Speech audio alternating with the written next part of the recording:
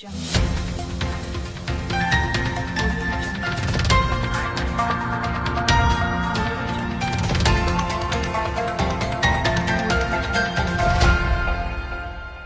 de négociations entre le gouvernement et les syndicats de l'Union nationale des travailleurs du Mali, selon le secrétaire général de l'UNTM.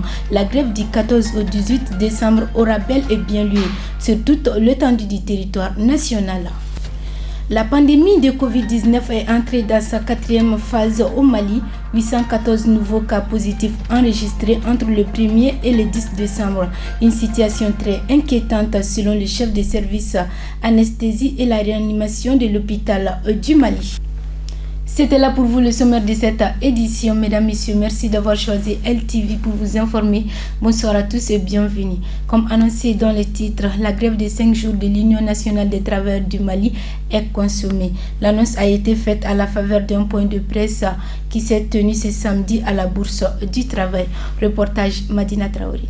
L'UNTM a déposé depuis lundi 23 novembre 2020 un préavis de grève sur la table du gouvernement. Les revendications de la centrale syndicale sont, entre autres, le règlement de la situation des travailleurs compressés dans les années 80, l'harmonisation des grilles salariales des agents de l'État, l'octroi des primes et indemnités et l'épineuse question de l'Office central de lutte contre l'enrichissement illicite au CLEI. Le dernier préavis de l'Union nationale des travailleurs du Mali a été déposé le 23 novembre.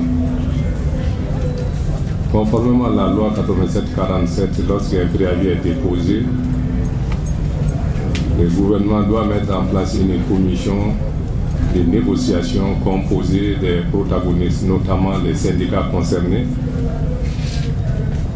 et le gouvernement avec leurs conciliateurs.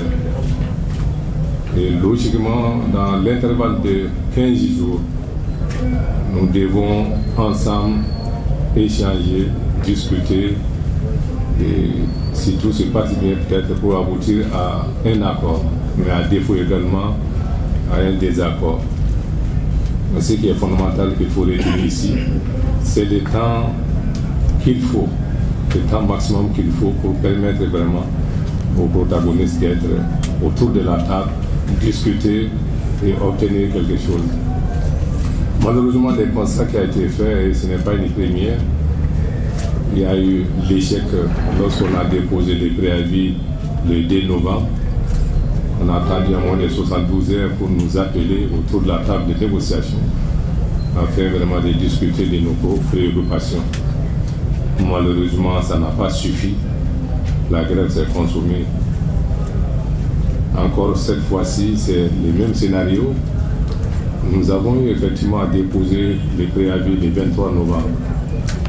Et le lendemain, immédiatement, ils nous ont demandé de fournir les rapports pour ne pas dire notre mémoire à défense. En même temps, communiquer la liste des conciliateurs et la liste de nos négociateurs. Aussitôt, le lendemain, je pense précisément le 25, nous avons communiqué tous ces éléments. Depuis le 25, retenez bien, nous avons communiqué tous ces éléments. Alors nous avons attendu jusqu'au 10 pour que l'après-midi, on nous convoque à une rencontre. Imaginez, on était déjà au 18e jour, donc ça veut dire qu'on a dépassé déjà il y a 15 jours prévus par la loi. Et nous avons fait exprès quand même d'étaler encore plus pour leur donner encore le temps de se préparer. Mais malheureusement, ça n'a pas été le cas. Et c'est au 18e jour que nous avons été invités sur la table, autour de la table, je veux dire, des négociations, afin de pouvoir dégager quelque chose. Mais malheureusement, là également, autour de la table, il y avait peu de ministres. Imaginez les problèmes qui sont posés par l'UNTM. Ça concerne au moins 17 départements ministériels. Et s'il n'y a qu'un seul ministre qui a eu à gérer tous ces cas, vous voyez combien ça peut vraiment poser comme problème, comme difficulté. Ce qui fait que les choses n'ont pas bougé et au finish, on était déjà au terme vraiment des négociations, pour ne pas dire en droit du temps.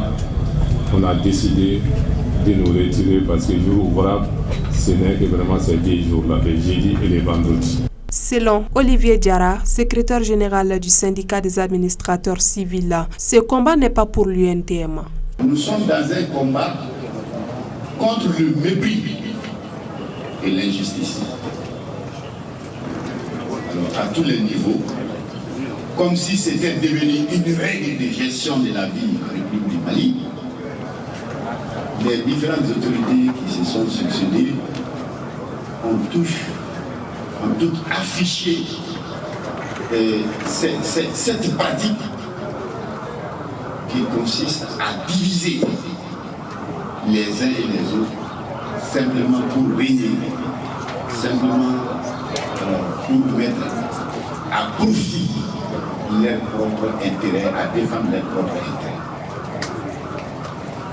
Alors, depuis un certain temps, vous avez vu, lorsque ces activités ont commencé au niveau de l'INTM et au niveau de beaucoup d'autres syndicats, alors les détracteurs ont commencé leur travail en essayant d'abord de transformer ce problème en un problème de Yacouba Katili. Nous ne sommes pas dans un problème de Yacouba Katili. Et c'est valable dans tous les syndicats. Même à notre niveau, c'est comme ça. Le syndicat autonome de la magistrature, et ensuite c'était les 4 syndicats qui ont créé et animé ce cadre de concertation. Comme il a dit, d'un moment avec tous les changements, alors il y a eu un froid dans la gestion de ce cadre de concertation. Mais au fil du temps, nous avons constaté que non, il est bon de recréer ces cadres de concertation, surtout qu'il y a eu des nouvelles situations. Et cette nouvelle situation, c'est par exemple la création de la plateforme des syndicats qui relèvent du ministère de l'administration territoriale et syndicats autonomes des administrateurs civils. Nous sommes là, comme je l'ai dit, pour soutenir l'INTM, mais notre combat est là. Parce que ceux qui sont en train de se faire passer comme le Mali, le peuple là, mais mon Dieu, les sanctions populaires vont tomber. Les sanctions populaires vont tomber et certains iront dans lesquels... Notons que l'UNTM a enregistré plusieurs adhésions au cours de cette point de presse et la grève débutera du lundi 14 au vendredi 18 décembre 2020.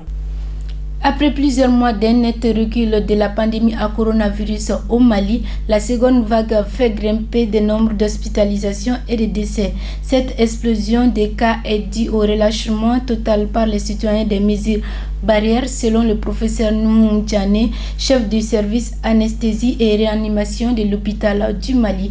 Il est au micro de nos reporters. La situation n'échappe à personne. La situation est très sérieuse, pour ne pas dire inquiétante, parce que nous n'arrivons plus franchement à faire face au flot des malades qui arrivent de partout et à tout moment. Le personnel fait ce qu'il peut pour faire face à cette situation. Donc vraiment, la situation est inquiétante. C'est multifactoriel. La première des choses, c'est qu'il n'y a pas de mesures, les gens ne respectent pas les mesures édictées par le conseil scientifique et que les autorités prônent, évidemment. Le non-respect des mesures barrières, nous voyons tous ce qui se passe. Le port du masque qui est, je pense, qu'à la portée de tout un chacun, que ce soit masque lavable ou masque chirurgical ou autre. Vraiment, je pense que c'est à la portée, en tout cas, des gens au jour d'aujourd'hui. Ça, c'est élémentaire. Le lavage des mains au savon, ordinaire que liquide.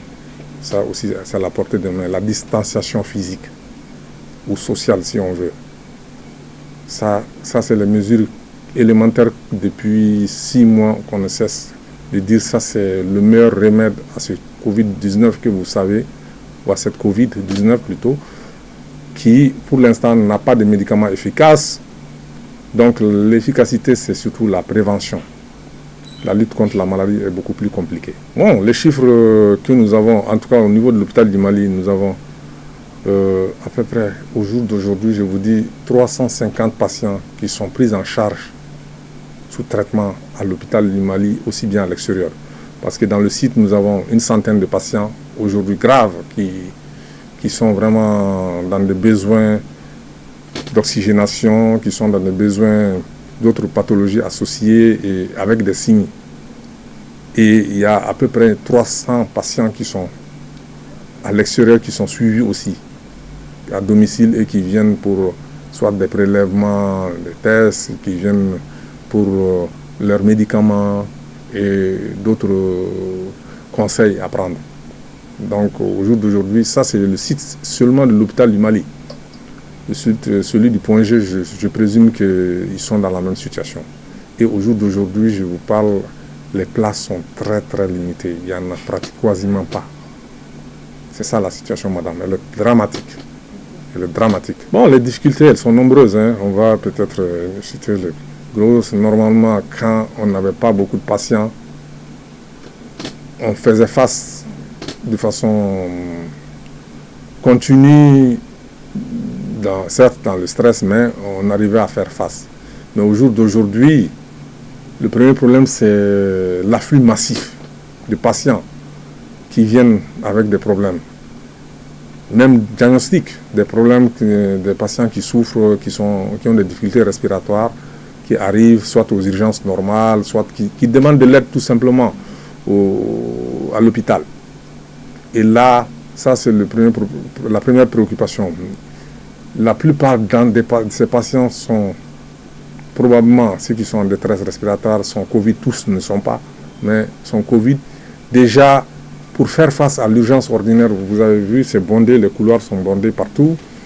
Et il y a l'organisation de l'hôpital du Mali est qu'il y a une urgence Covid. Dès que, en posant quelques questions, on voit qu'il y a une suspicion, on vous dirige sur le service d'urgence que vous voyez de l'autre côté.